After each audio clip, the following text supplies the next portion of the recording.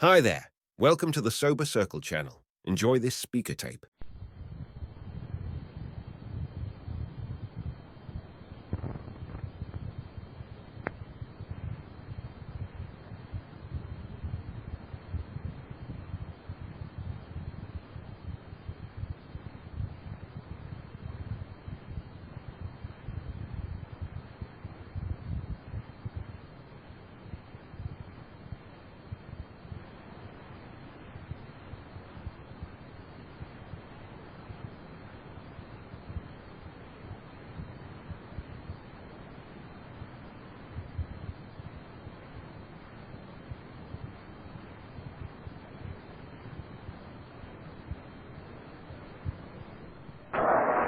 We bring in a relief man or a substitute, but let me tell you, Don has never been a relief man or a substitute because anything he does in a gentleman fashion, and he also does it admirably. So would you help me welcome from Moorhead, Minnesota, Don N.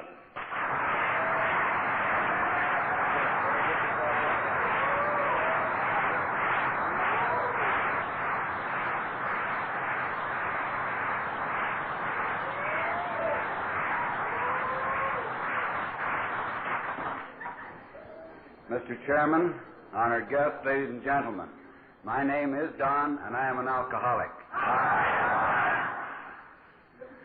And I am sober today by the grace of God and the miracle of Alcoholics Anonymous. And by the grace of God, I mean that the grace is the unmerited love and favor of. And God is what I choose to call a power greater than myself. I am not going to try to define a miracle simply because I personally believe that for anyone who does believe in a power greater than themselves, there is no explanation necessary. And if you do not believe in a power greater than yourself, there would be no explanation adequate.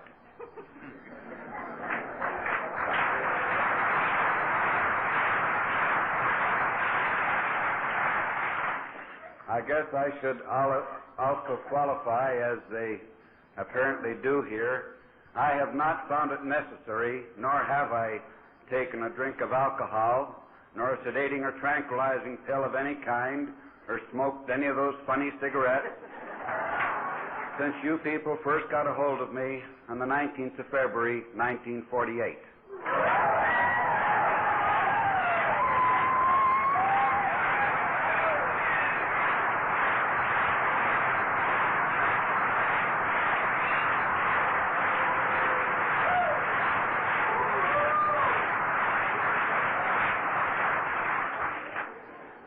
Now, I'm sorry for those of you who came to hear Ray O'Keefe tonight.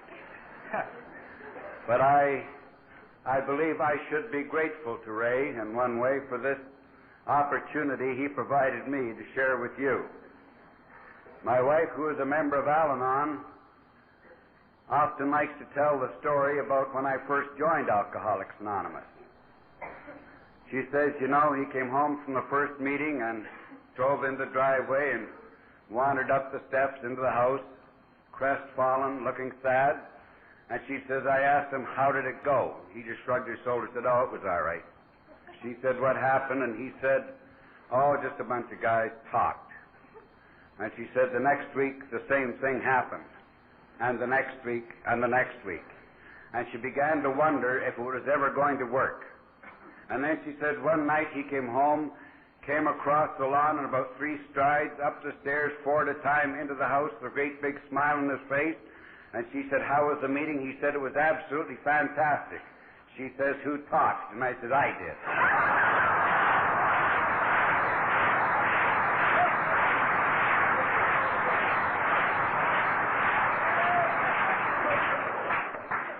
I should also tell you my friend Ray O'Keefe is a lawyer, but obviously I am not, because I have my hands in my own pocket.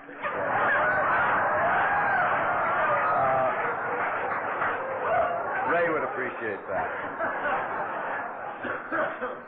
Also, because I was given short notice, my wife is not at this meeting, and so I was asked to tell a drinking story.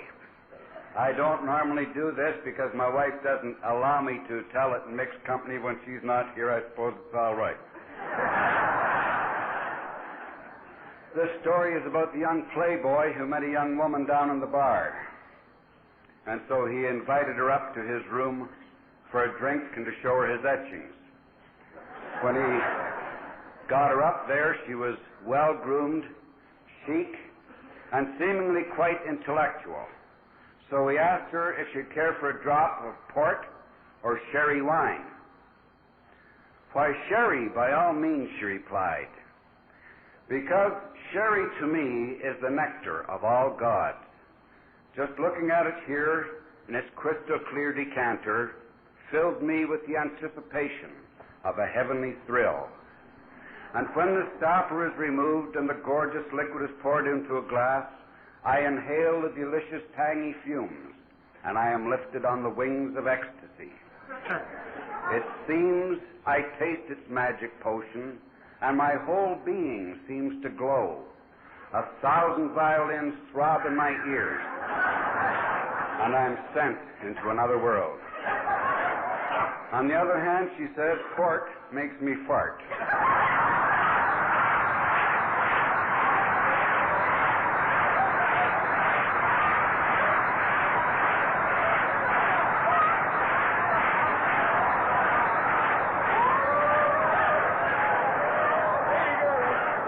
Don't you guys tell my wife I told that story.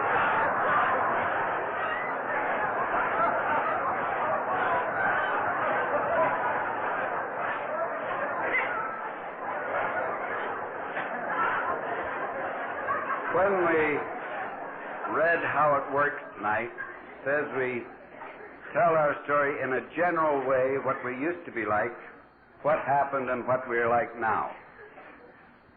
And that's all I can do is tell my own story. And if you agree with something I say, that's fine. And if you don't agree, that's fine. As you know, I nor anyone else speaks on behalf of Alcoholics Anonymous. Each and every one of us gives our own personal interpretation of this program. And I have come to believe that alcoholism is a threefold illness. And it's a disease of a threefold, and that's what makes it difficult for people to understand. I believe it's physical, emotional, and spiritual. The physical sensitivity to alcohol, they now tell us, is hereditary. And the only thing that I know about this physical sensitivity is to tell you something that some doctors have explained to me. And this is to do with the blood sugar level in our system. And when we think of a human being, we think of a blood sugar level much like we do the oil level in an automobile. And as we all know, the oil level in an automobile must be maintained at a certain safe level for the automobile to function properly. But if we have too much oil in that automobile and we drive that way, we're apt to blow a seal. And so what happens if you overfill the automobile with oil? Being a mechanical thing, we must manually let some of that oil out to bring it back down to normal. On the other hand, if we drive an automobile and the oil level gets too low, we must also manually add some oil to bring it back up to the safe operating. However, a human being has a blood sugar level that works automatically. It maintains a certain safe level by itself. Periodically, however, we meet people, and it doesn't matter whether they are male, female, young, old, rich, poor, what the racial background is, or religion, or anything else, that there is a malfunction in the upward level of the blood sugar level. And that malfunction is such that when the blood sugar level rises, it just keeps on going. And as a result, the person will pass out, go into a coma, and they are diagnosed as diabetics. And so from then on, they must manually keep that blood sugar level down to the safe level. And they do this by special diet or insulin or such things as that. On the other hand, we find that people, and by the way, there is no cure for diabetes, as most of you know. It is something that just happens, and people with diabetes must simply just accept the fact they have a malfunction in their system. And our doctors do not yet know what causes it. They have no idea. They are working on it, but as yet they have not discovered the cause, therefore they cannot have a cure. On the other hand, there are certain people, I believe, that their blood sugar level drops, and when normally with the human being it pops back up again in the safe area, but there are certain people, and it doesn't matter again whether you're young, old, rich, poor, or whatever, that because of a malfunction, when that blood sugar level drops too low, they get into serious difficulty, and they are called alcoholics. It's that simple. And periodically we do find the people that have a malfunction on both sides or both extremes of that blood sugar level, and they must manually control the upward and the lower level, and they are called alcoholic diabetics. And we do have a number of them in AA. We have a number in the group that I belong to in Moorhead, Minnesota. And so that, to me, is a physical part, and our doctors today and the experts tell us that part is hereditary, and I have no trouble, of course, believing that, because I was raised in an alcoholic family. My father was a practicing alcoholic. I had a brother 22 years older than me that was an alcoholic, and I never even knew there was such a thing as social drinking. When I started drinking, of course, I was in high school, and the first time I drank, it did something for me. It made me feel that I was part of something at long last. And I kept on doing that until I got to the point, of course, where it stopped doing things for me and started doing it to me. And of course, I went through a lot of pain and problems with that until you people got a hold of me way back when. Now, I am not one of these people who saw an ad in television and said, by golly, I must be an alcoholic, I'll run down the local AA chapter. It didn't work that way at all. I was in a lot of trouble. I had joined the Air Force, the Royal Canadian Air Force, in 1940 at the age of 19, because this was not, by the way, an act of patriotism. It was simply I wanted to get away from home, and here was a golden opportunity. The Second World War had started, and they were recruiting. And I thought, this is a great thing. I can get away from home, and besides that, I can get into the service, and finally I can become a man. I will see what other men do, and I will become a man. And I went into the service, and through a series of events, graduated as a pilot, and went overseas during the war as a fighter pilot. During that war, I was shot down 3 times. I know people wonder whose side I was on, but I was shot down 3 times, and of course I used that as a perfect excuse. If an alcoholic needs an excuse, there it is. And it was such a traumatic experience that, by golly, anybody who suffered that had to have a few drinks now and then just to sort of keep the morale up and keep a stiff upper lip. And this went on until 1944, and I was down in Cairo, Egypt, and I met a nursing sister. And of course it was love at first sight. And I started dating this young lady, and of course the only problem she seemed to have with me was the way I drank. And she said to me, Donald, you seem to drink an awful lot. And I explained to her it was very simple, of course. The reason I drank is because I was single and I was overseas, and that all I needed was some responsibility. And that if she married me, that's all responsibility I would need. I could stop drinking and settle down. So this poor woman said, okay, and we were married. Of course, I got drunk on our honeymoon. And so the very first morning, it was looking down at me. I was sick and hungover. And there she was, shaking her head and saying, Donald, I don't understand what is the matter with you. I said, wait a minute, there's nothing the matter with me. And she says, but your way you're drinking. And I said, well, that's all right. And she said, you said when we got married you would stop drinking. I said, well, what I meant was when we get back home, you see, I'll stop drinking. We're still overseas, and we might as well sow my wild oats while I can, because when we get back home, I would like to have a family, children. I've always loved children, and if I had that kind of responsibility, don't you worry, I would never have to touch another drop as long as I lived. So this poor woman went along with this. We got back home. We had a son, and then we had a daughter. And our daughter was born on the 8th of December, 1945, and when she was born, I was drunk. And so the next day in the hospital, the first thing my wife said is, I just cannot understand what is the matter with you. And I said, there is nothing the matter with me. And she says, what do you mean? And I said, well, it's not my fault I drink. She says, whose fault is it? And I said, it's your fault. And here's this poor woman lying in the hospital saying, how can it be my fault? And I said, you keep on having all these kids loading me up with all this responsibility, and I just can't cope with it. And so she just shook her head, and I said, there's another thing. She said, what's that? And I said, it's because I'm in the service. And as you know, everybody in the Air Force drinks. So I'll get out of the service, and so the next day I went in and applied for my release, and I got out of the service in December of 1945 and went back to my civilian occupation, which was at that time a news reporter on a daily newspaper. I worked the night shift, and of course everything went well because it was a new job and everything was wonderful. And I started going to work, and everything went well for the first couple of weeks, and then one night, one of the fellows in the night desk brought in in Canada we call the Mickeys, a pint of booze, and we shared it that night. The next night, one of the other fellows brought in a pint, and we shared that.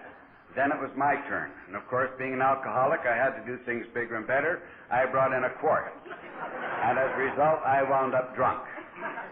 And of course, the next morning, it was the same old story. There she was, looking down at me, shaking her head, saying, I don't understand what is the matter with you.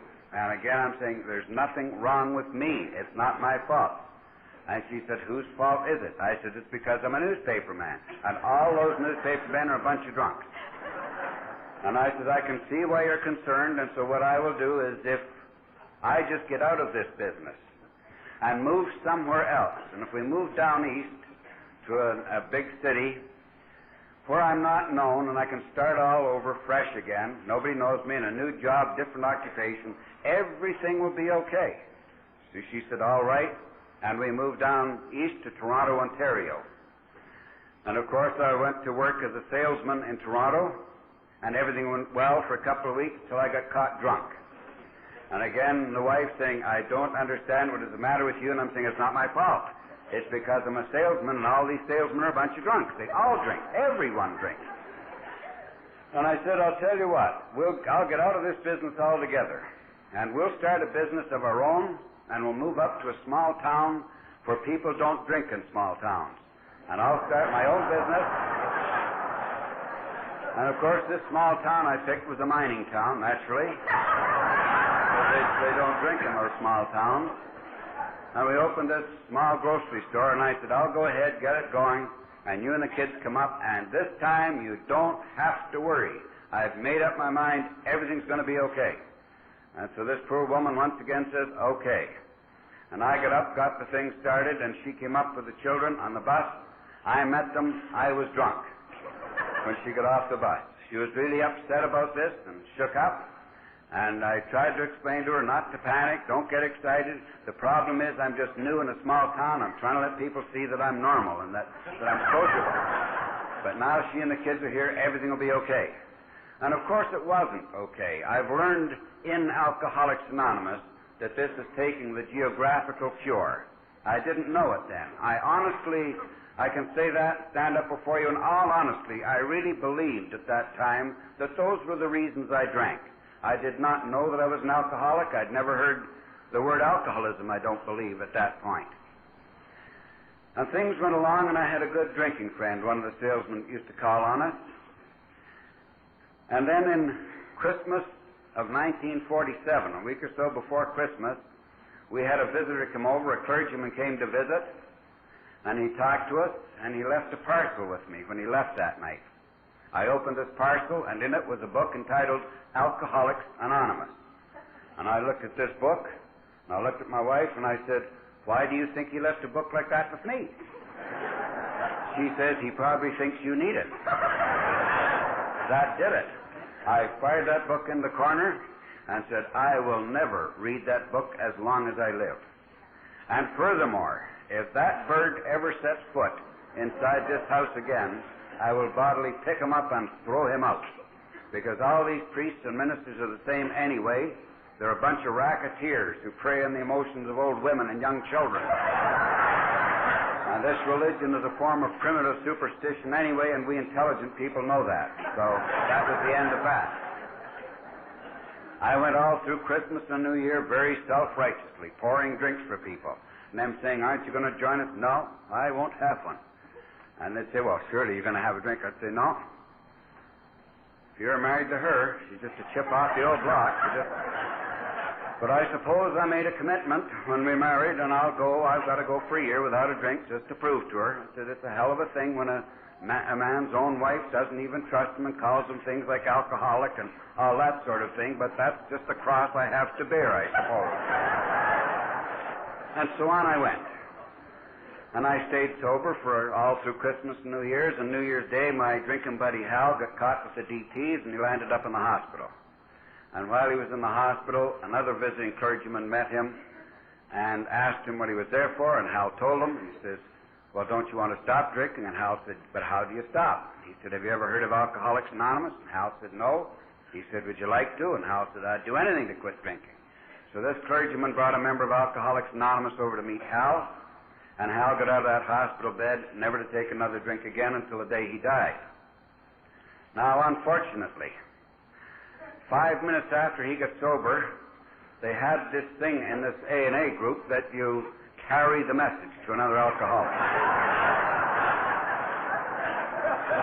And this one-time friend who had now become an idiot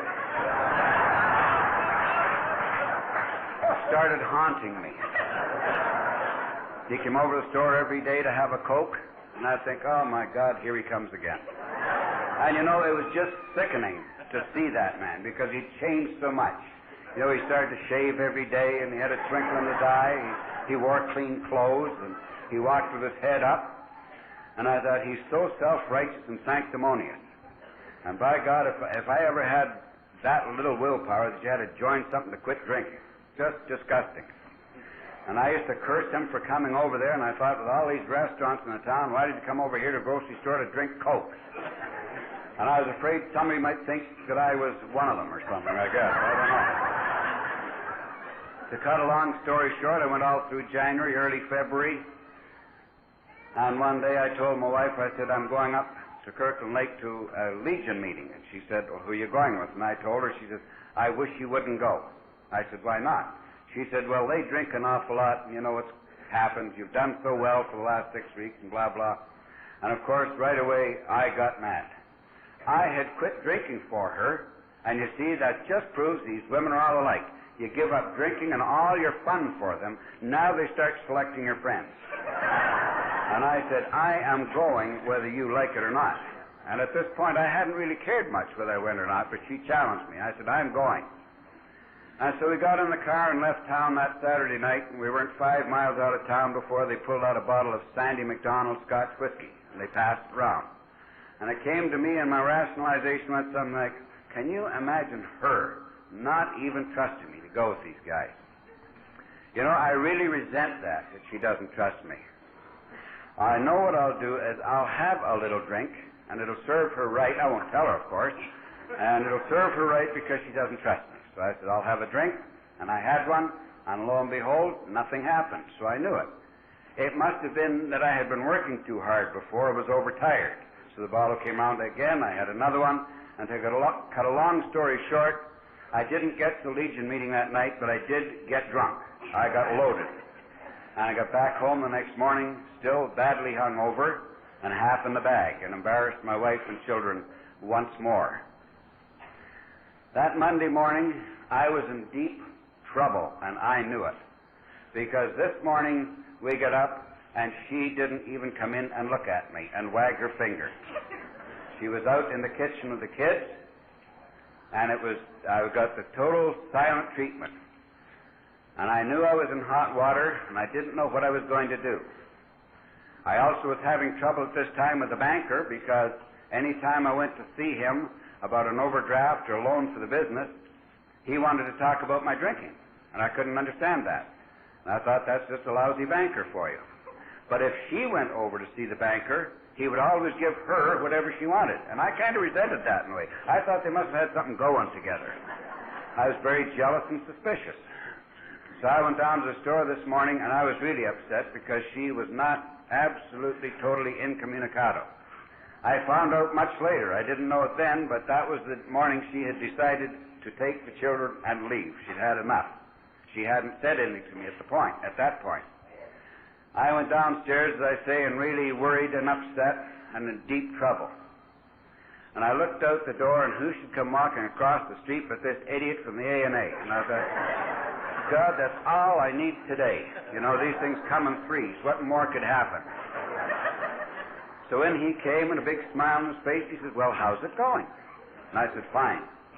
He said, are you still on the wagon? And I said, of course I am. And so we talked a little more. And he said, I thought maybe you'd like to go to AA. And all of a sudden, the light went on. I'll bet you if I go up and tell her I go to a meeting with him, I'll bet you she'll go to the bank for me. So I said to him, I said, Hal, when do you have these meetings? He said, Friday night. Well, this was Monday. It's a long way to Friday. I said, how much does it cost? He says, it's free. I says, wait a minute. What do you mean it's free? He said, it's free. I said, which church is behind it? He said, no church behind it. I said, what do you do? He said, we just sit around and talk. I said, that's all there is to it? And he said, that's all. I was very suspicious. I said, can I ask you something in confidence? And he said, yes. I said, you know, Hal, I've got a brother who drinks quite a bit. Do you think I could go to one of those meetings with you as a visitor and perhaps learn something that might help this brother of mine? And Hal very wisely said, oh, yes, I'm sure you could. And I says, Friday night, 8 o'clock. Wait right here. And off I went upstairs. We lived above the store in those days, and in the kitchen, and there she was, her back to me, and as I say, totally non-communicative. I said, Hal Fleming's down the store. Nothing. I said, I'm going to go to one of those A&A meetings with him on Friday night. And you know, I knew it. She turned right around, ran over, threw her arms on me, says, oh, Donald, I'm so glad to hear you're finally going to do something about your drinking. I said, will you go to the bank for me today? She says, yes, what should I tell him? So I told her, and I went downstairs again, pat my back, nice going, you know. I knew this right. I had her on. I knew her. My problems are now over. And I'll figure out something by Friday to get rid of this idiot. So I said, Hal, I'm very busy. You better go. I'll see you Friday. And so away he went, and he stayed away all week. Come Friday, I started to worry because I'd stayed sober all that week.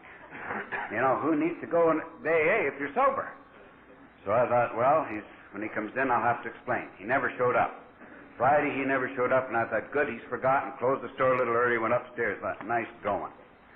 The phone rang 2 minutes after I was in, and it was this idiot from AA, and he started telling me about coming over to meet me, and I started saying, well, making my excuses why I couldn't go. My wife tapped me on the shoulder, and she said, you promised. And I don't mind you breaking your promises to me and the kids, but at least you keep them with other people. So I was caught. So I said, how long does this meeting last? He said, about an hour or so. And I said, well, I don't have much time. And I said, I'll go with you. We'll go up in one bus and back in the next. He says, we don't have to go in the bus. He said, one of the members is here. We'll come over and pick you up. I said, no, that won't be necessary. Because, see, I knew what would happen. They'd come driving right up to my door with a big white station wagon with Alcoholics Anonymous written on the back. They'd have music blaring out of the roof and people handing out pamphlets saying they'd been saved. I just wanted no part of that. I said, I'll meet you over at your place. And I thought, how did I ever get stuck with a deal like this?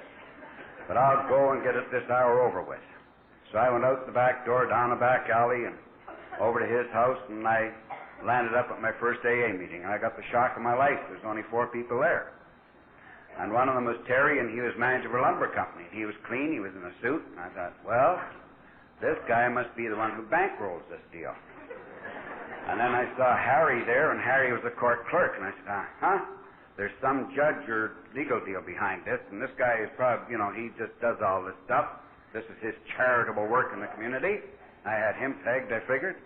The only thing that I couldn't understand was Ernie and Hal were there. Now, I knew Hal was a drunk, and I knew that Ernie had problems drinking. Everybody knew Ernie drank. He was a businessman, and we all knew he drank a lot. And so they welcomed me to the meeting, and they each one introduced themselves and said they were an alcoholic. And they started telling their stories in a general way. And at first I thought it was a form of public confession. And I learned later it's not a form of public confession. It's merely a projection of the basic symptoms of alcoholism to help newcomers identify with the disease of alcoholism. And each one started telling their story. And as they were telling their story, I was nodding. And once I blurted it right out, I guess, and said, "How come you know so much about me?" And they said, "Oh, we're not talking about you." And I said, "Damn right you are." And then I had it figured, they've talked to her. She's told them the way I feel. And by God, when I get home, will I ever straighten her out? Talking to these total strangers. Then they told me some of the things that she didn't know anything about. I knew she didn't, or else she'd have never stayed with me. I knew she didn't. And I said, "How do they know that much about me?" And I asked them, point blank, "How do you know this much about me? Where did you get all your information?" They tried to assure me that it was themselves they were talking about. And when they talked about feelings of loneliness, inferiority, inadequacy, and all these things, I identified. And in those days, an AA meeting lasted as long as it took them to convince a newcomer to come back to the next meeting. And that meeting started at 8 o'clock sharp, and I got home at 2:30 in the morning. And as I say, I went there convinced I was not an alcoholic. I didn't want to associate with alcoholics. I didn't want to be seen with them. And even if by some remote chance that I might possibly be an alcoholic, this AA wouldn't work for me anyway, because you see, I'm different. And I have come to learn if there is one thing that all alcoholics have in common, it's the fact they think that they are different. I thought that I was such a sensitive person, and nobody really understood me. And if you had all the problems that I had, you'd need a drink once in a while too, just to get steady. And so these are the things that I came to AA with. Convinced I wasn't an alcoholic, didn't want to stay sober, nothing. And yet from that very first meeting till tonight, I've not had another drink. So this has to be a miracle. But as I went...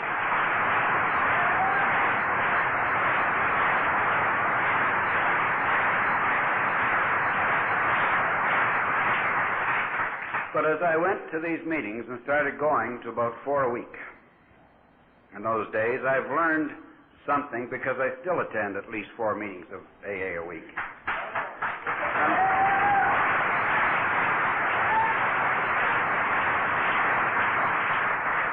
Let me hasten to assure you it's for a very selfish reason I do that. Because I have learned that alcoholism, I like to compare it to a condition very similar to another condition I was familiar with the day I went to my first AA meeting. And this is a condition known as BO, body odor. I think you all know what I'm talking about. I say my alcoholism was like BO because I was the last person in town to find out that I had it. You know, everybody knew it but me. Now, doesn't that sound like BO? We're always the last to find out. Another thing like BO, I resented any reference to it by my family or friends. You know, if somebody comes up and says, "Why don't you take a bath?" I would never say, "Well, thank you very much, I wasn't aware." I would get very defensive and uptight and want to punch them right in the mouth and say, "You should talk." You know, I have... Another thing is that I was only comfortable with other people like myself. You know, if we turned the temperature up in this room another 25 or 30 degrees and decide to have coffee over in the corner and there's 8 or 10 here with BO, I'll guarantee in no time at all that 8 or 10 with BO will all be clustered together, away from the rest of the group. And of course, they don't seem so bad. When they're staying around clean people, they seem to think that strange aroma comes from them. But if they can get in with people that are a little worse, they smell good in comparison. And that's the way alcoholics tend to drink. You'll find alcoholics generally cluster together in drinking occasions, usually in the kitchen, close to the source of supply, drinking in between drinks, feeling sorry for those other people whose wives run them, who wear the pants in the family, scared to death to take a drink, the poor guys, all this sort of thing. Now, why I say it's like B.O., there is also something else. And that is that medical science, as great as it is today, has not yet come up with a cure. There is no known cure in this world today for either body odor or for alcoholism.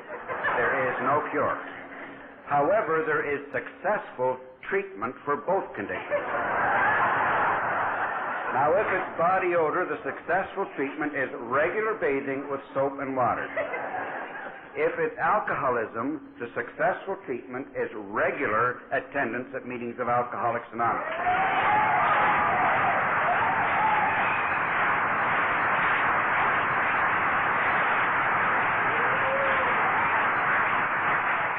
So when someone says to me today, Don, you still going to AA meetings? And I say, yep.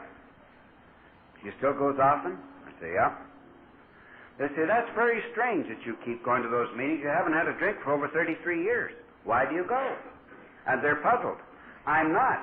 Because what they're really saying to me is, Don, are you still bathing regularly every day? And I say, yes, I am. And they say, but you don't smell bad at all. For 33 years you haven't smelled bad. You don't have to be a genius to figure it out. It's just plain common sense. Just plain common sense. And again, somebody says, you must love those meetings if you keep going. It's got nothing to do with whether I love them or not. It's like staying clean, bathing. I happen to bathe and shave every single day, 7 days a week. It's not because I love bathing or love shaving, but I do love the effect it produces in my life. And that's why I do it.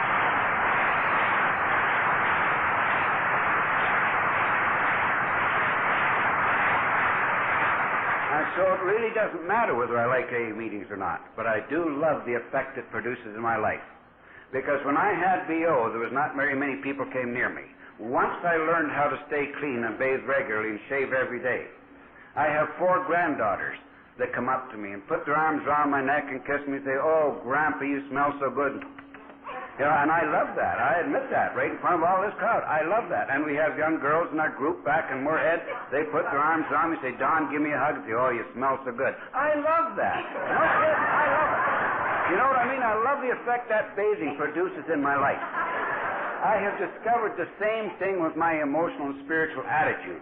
Attending meetings on a regular basis, the effect it produces in my life is fantastic. And that's why I keep going, for a very selfish reason. And alcoholism has been with us for a long, long time. I don't think it's a new disease, but we have become more aware today of the disease. I'm one of those who believe that alcoholism has been with us, well, as far back as you want to go. In my case, I say Christopher Columbus, back in 1492, had to be an alcoholic. And the reason I say that is when he left home, he didn't know where he was going. When he got here, he didn't know where he was. When he got back, he didn't know where he'd been. And to top it off, some woman paid for the whole shot.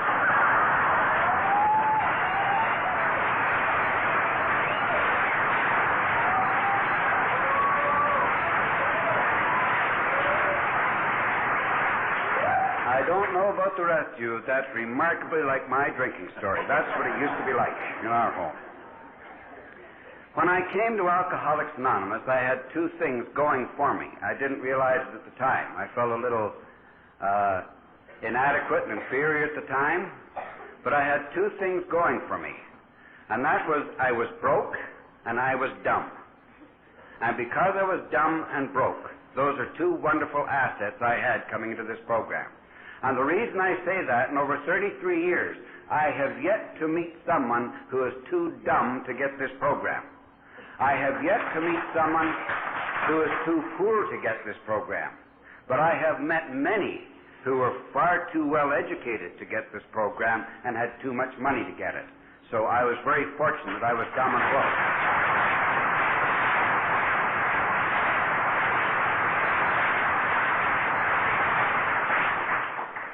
And because of my monumental lack of formal education, I had to stick very close to the wonderful sponsorship that was provided to me in Alcoholics Anonymous. And they taught me many, many things, because they taught me the definitions of words. Because if they told me, if I had a problem, I must understand what the problem is. And then if I have this problem, I must know what the antidote is. And so when they tell me that, we must get honest with ourselves, they had to go much more basic with me. One of them said to me one day, Don, do you understand what honesty is? And I said, of course. They said, what is it? I said, well, anyway, everybody knows what honesty is. So he wrote it down on a placemat in the restaurant we're having lunch. It says, honesty is the total absence of any intent to deceive. He says, now take that home and memorize it. And I did. And of course, that's what honesty does mean. It's a total absence of any intent to deceive. The other thing is, they said that selfishness and self-centeredness is the root of our problem. And how do you get over that? By practicing humility. And I said, well, what's humility? And again, they taught me in Alcoholics Anonymous what humility was. Humility is not thinking less of me, but thinking of me less. And once they understood these definitions, it made it much more simple to practice this program. I had to know what it was I was practicing. And so they taught me these things. They taught me many other things, because they tell us that, as I say in AA, we have an emotional and spiritual handicap. And of course, the emotional handicap is something that I feel I was retarded. I never grew up emotionally. I grew up physically and mentally. But emotionally, I was like a small child. And I have come to believe in the program of Alcoholics Anonymous that emotions are something that everybody has. But of course, it depends on how they are used. To me, an emotion, human emotion, is very similar to many other phenomena we have on this earth. The phenomena, say, of fire. What a wonderful servant it is, but what a terrible master. As long as fire is properly contained in a cigarette lighter, in a fireplace, in a smelter, as long as it has the controls on it, it's a wonderful servant to us. The moment we let fire get out of control, it becomes an inferno and becomes totally destructive and will destroy everything in its path. And isn't that the same thing with water? If we have water properly contained, if it's in riverbeds and lakes, behind dikes, behind dams, in pipes, provided it's properly contained, it's a wonderful servant to us. But the moment water gets out of control and becomes a flood, it's totally devastating to everything in its path. The same thing with wind and all these other things we have. And I've come to believe that on this earth that human beings have emotions very similar like that. That my emotions are something that can be a wonderful servant, but a terrible master. And of course, I, as an alcoholic, being emotionally handicapped, simply means that at all times my emotions were either over or under-amplified. They were not normal. I did not know what the proper control was. You people have taught me how to do that. What are these emotions? Love is an emotion. And I, as an alcoholic, never knew whether I was in love or in heat. It's that simple. And I mean that with all sincerity. I just didn't know. I didn't know. I have yet to meet an alcoholic who comes to AA that does know how to give or receive love. That's a strange thing. And that should also explain to the non-alcoholic guests who are may be here tonight. They assume an alcoholic is normal emotionally.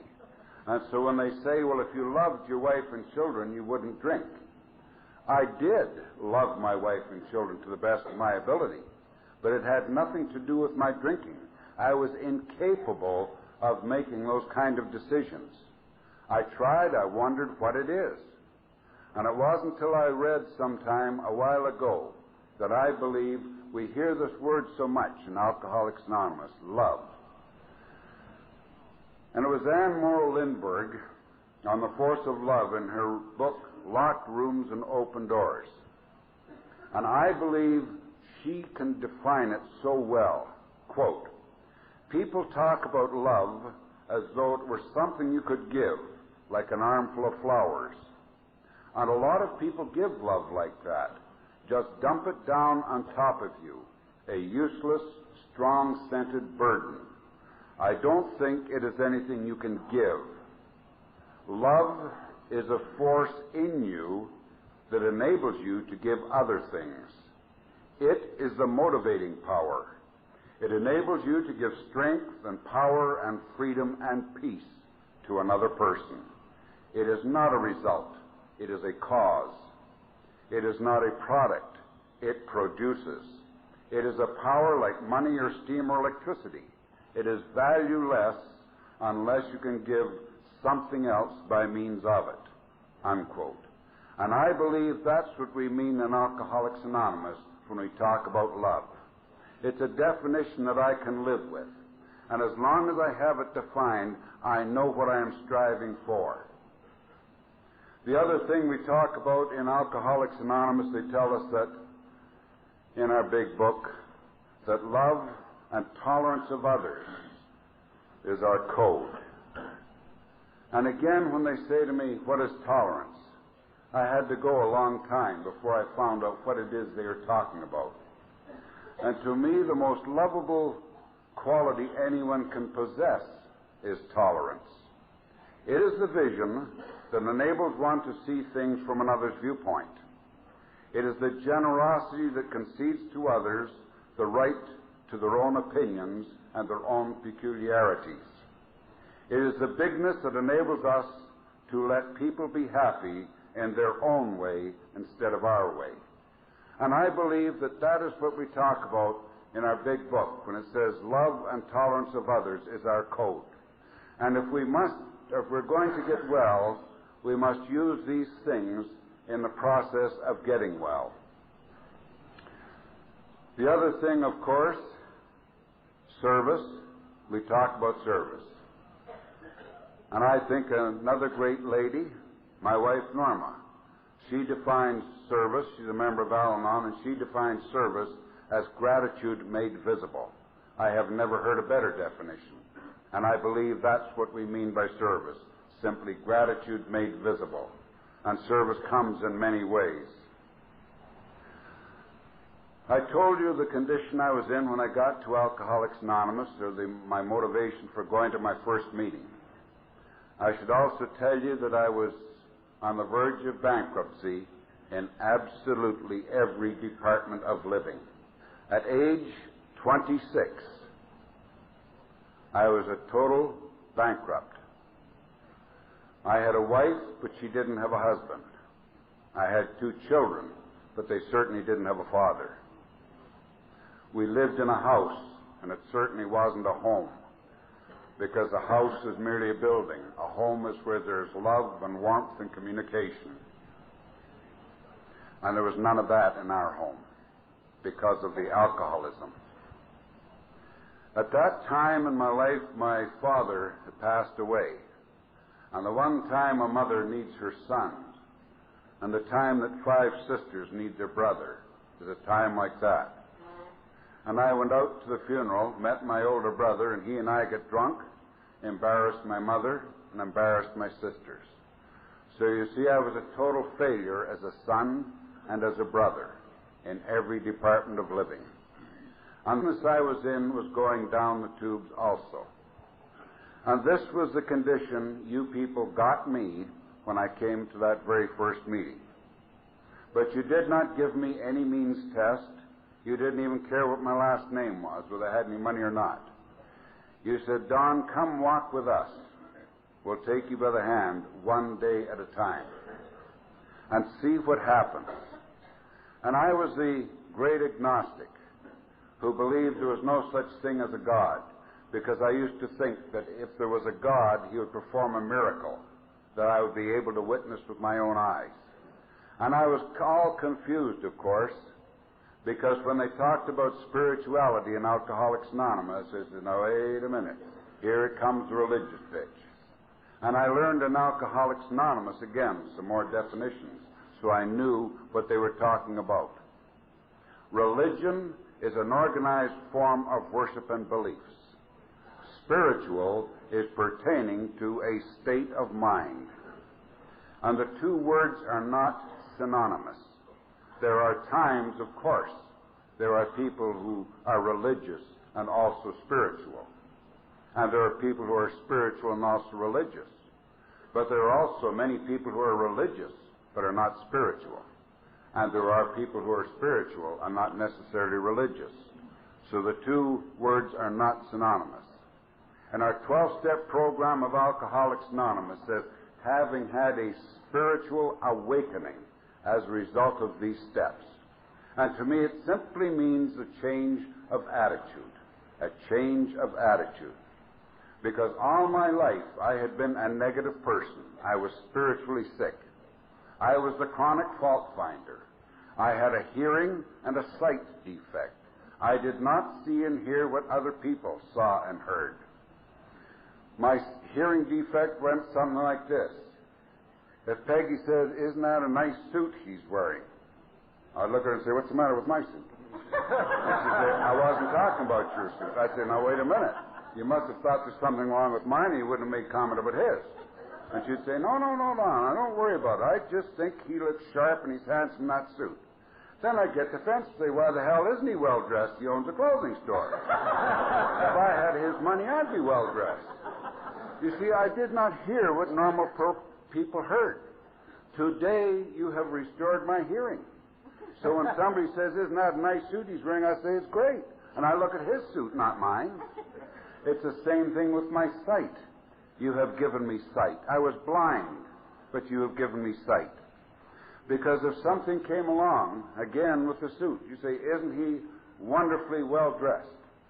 I'd look around, and I'd say, "You notice on his left heel?" I was a chronic fault finder.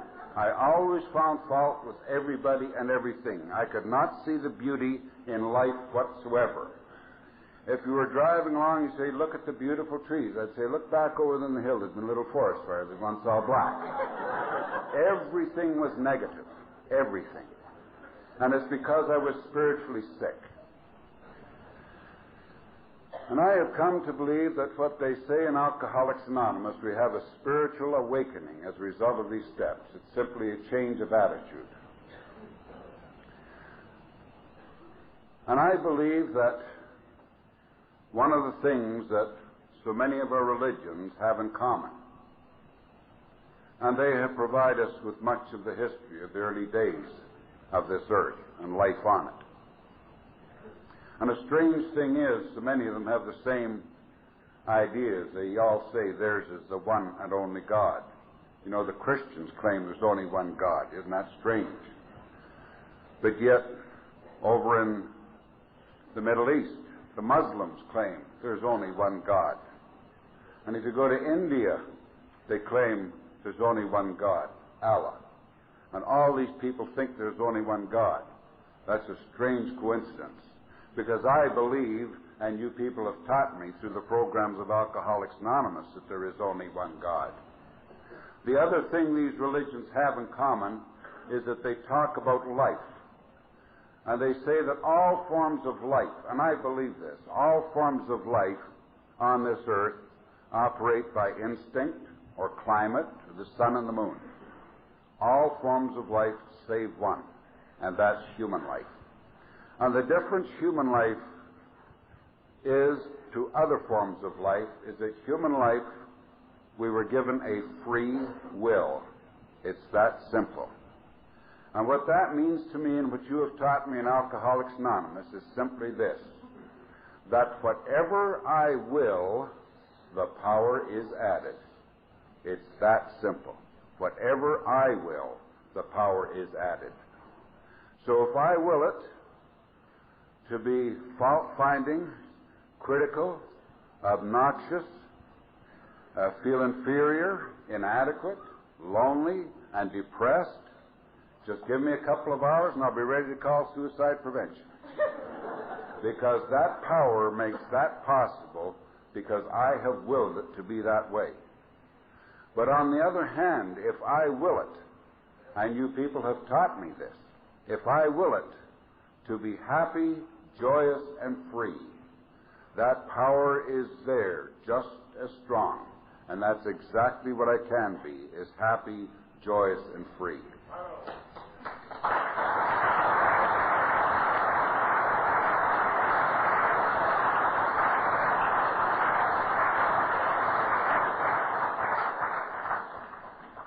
When you people taught me that, I found it difficult to believe.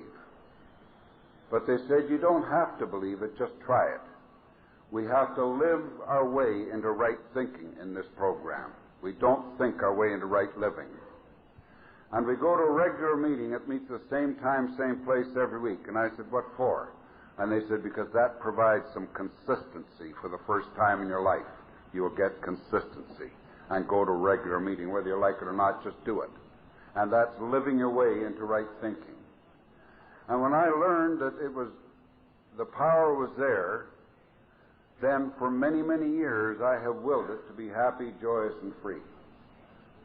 And that's what I am. I cannot tell you the last time I ever had a depression. I was at a business meeting on the East Coast a couple of weeks ago, and they're all sitting around the table.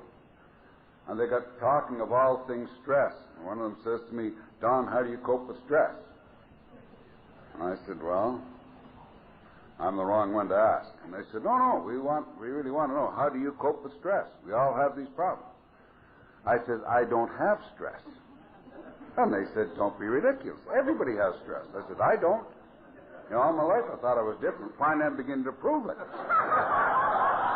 The difference is I'm a member of Alcoholics Anonymous and practice these principles in all my affairs. That's why. And so it's not necessary to have stress. Because, you see, that's another thing. In the very first step, we admitted we're powerless over alcohol, that our lives had become unmanageable. And this program of Alcoholics Anonymous teaches us how to put manageability back into our lives. Not back into mine, it was never there. Put it into mine, I should say. And what is good management? Good management does not solve problems. Good management prevents problems. We have all the tools in this program of Alcoholics Anonymous to manage our lives well. And we can all be happy, joyous, and free if we decide to be. If we will it, the power is there. I have often wondered, how could I ever tell anybody what it used to be like for me? How could I describe this miracle to anyone else?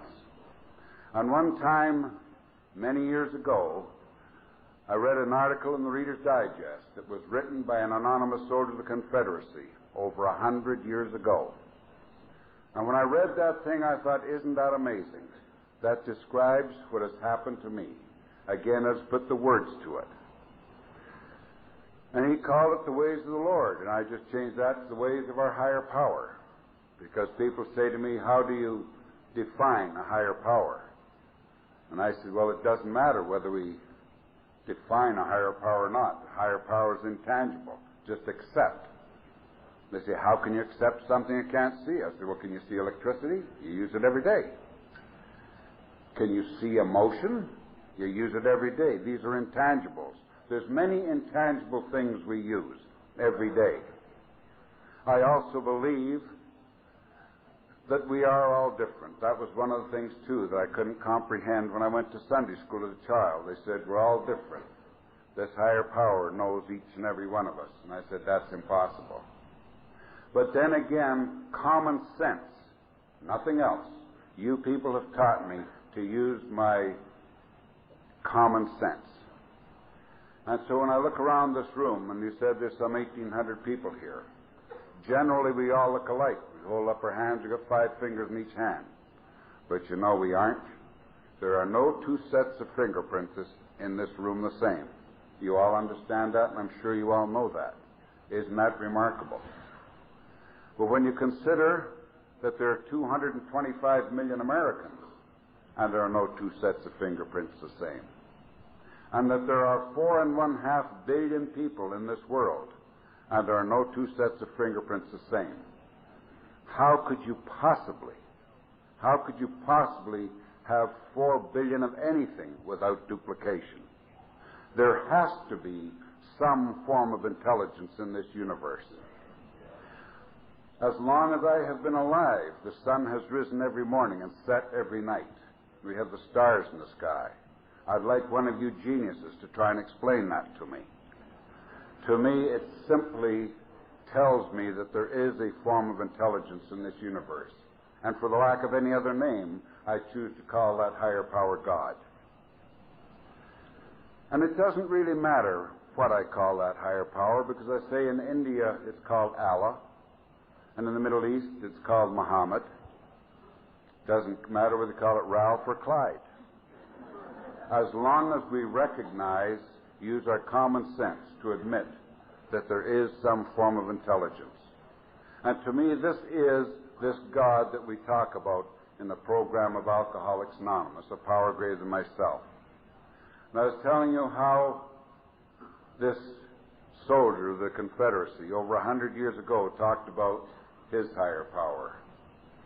And it meant so much to me because it also defined mine. He couldn't have put it in better words. How could any man write something 100 years ago that applied to me personally in this day and age?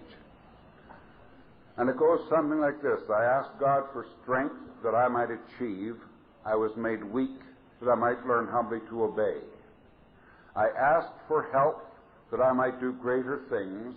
I was given infirmity that I might do better things. I asked for riches that I might be happy. I was given poverty that I might be wise. I asked for all things that I might enjoy life. I was given life that I might enjoy all things. I got nothing that I asked for, but everything I had hoped for. So despite myself, my prayers were answered, and I feel I am among all men most richly blessed. And I told you the state I was in when I came to Alcoholics Anonymous at the age of 26. And I have been able to witness, because you people had the love and tolerance to take me with you one day at a time. I have seen this program give back a woman a husband. It gave 2 children a father, and it turned a house into a home. It turned a business from bankruptcy into a very successful business. It also gave back a mother, not 1 son, but 2 sons. Because you see, shortly after I got sober in AA, we did the same thing to Big Brother. We conned him into his first meeting.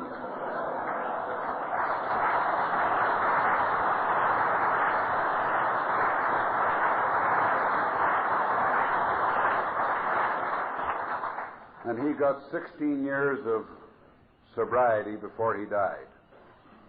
And this program gave back 5 sisters, 2 brothers. This has to be a miracle. And even greater than this, to bear witness to the miracle in my own life, I have been granted the privilege and honor of bearing witness to many miracles in many other people's lives. And for that I am truly grateful. That has to be a wonderful thing. And there are people here who say, well, what has it all got you? And I see by your slogan up here tonight, the conference theme could not explain it better. What have you given me, Alcoholics Anonymous, to a guy like me who is bankrupt, sick, and lost and lonely? You gave me sobriety, the great life. And if you were to say to me, that's all right for you, Don, to talk about it, but how can I, in this day and age, do it? To me, it's very simple. And I will close with a quote from our big book of Alcoholics Anonymous. It says, abandon yourself to God as you understand God. Admit your faults to Him and to your fellows. Clear away the wreckage of your past and give freely of what you find and join us. We shall be with you in the fellowship of the Spirit, and you will surely meet some of us as you trudge the road of happy destiny. May God bless you and keep you until then.